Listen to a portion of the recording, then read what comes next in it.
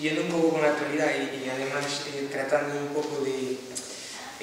porque dentro de la izquierda, ¿no? Digamos que hay un debate, la izquierda aquí me refiero, y los que muchos se consideran de izquierda y realmente no lo son, ¿no? Pero hay como una cuestión moral que dicen, bueno, yo soy de izquierdas, pero es que claro, es que en Cuba hay una dictadura y tal. Y entonces, realmente hay muchas preguntas que se hace la gente o muchas dudas que vienen y que la resuelve en base a información que recibe por parte precisamente de Prisa o de cosas así.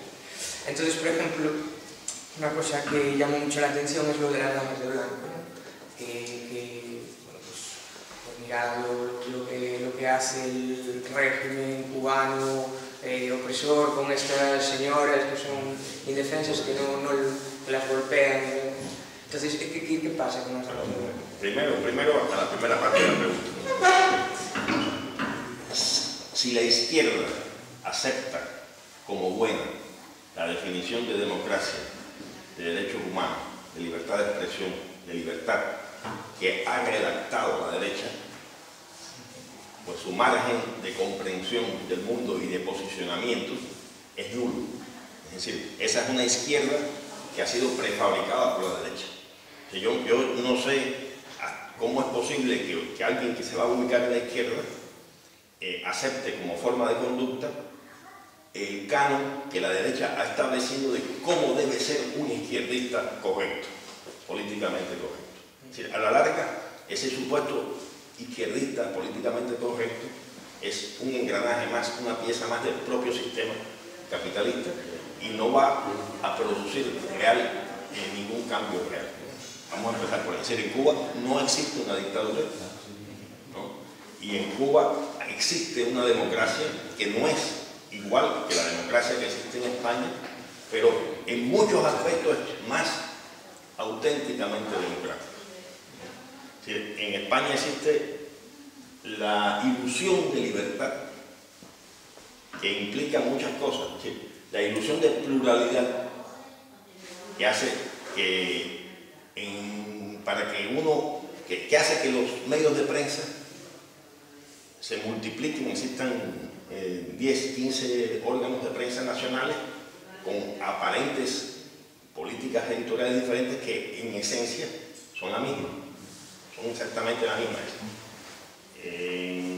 Si tú tomas el periódico El País, tomas el ABC, tomas El Mundo, vas a apreciar que los problemas fundamentales, esenciales, no los problemas digamos, periféricos del sistema, tienen la misma política editorial. Son igualmente de derecha y están marcando pautas de derecha. Por lo tanto, es una libre expresión, solo es un proceso de ilusionismo, simplemente lo que produce esa... En cuanto a lo que me dicen de las damas de blanco, las damas de blanco son un montaje escenográfico. Si la derecha ha aprendido, ha tomado fórmulas de expresión de la izquierda, como fueron las madres de la Plaza de Mayo, como son verdaderas luchadoras por el rescate de la memoria de sus hijos y nietos desaparecidos, asesinados, torturados.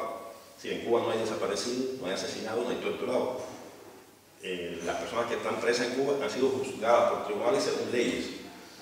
Entonces toman ese concepto de las madres de la Plaza de Mayo, a las que nunca promocionaron, que nunca tuvieron el centro de su actividad de propaganda, lo vacían de contenido revolucionario, toman a unas mujeres que son esposas de personas que han trabajado para subvertir el orden en un país en colaboración y recibiendo dinero de estados extranjeros, cosa que el Código Penal español condena, igualmente que el de Cuba. Y entonces esas esposas las viste de blanco. En Cuba el color blanco tiene un significado, además del universal de paz, un significado en la cultura en la cultura africana, afrocubana, un significado de pureza, de nacimiento. Les ponen un gladiolo y las llevan también a la Iglesia Católica, porque como quiera que sea, es necesario para que se vea en Europa. Y ya cuando las tienen construidas, dicen, cámaras, acción.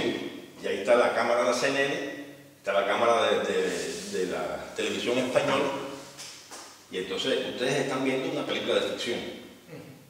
Pero una película de ficción que tiene en la acera de enfrente, cosa que no se ve en la pantalla, a los diplomáticos de Alemania, de Gran Bretaña, de Estados Unidos, de la República Checa, que son los que en definitiva pagan, son los productores de la película, los que pagan el escenario, los que pagan las actuaciones.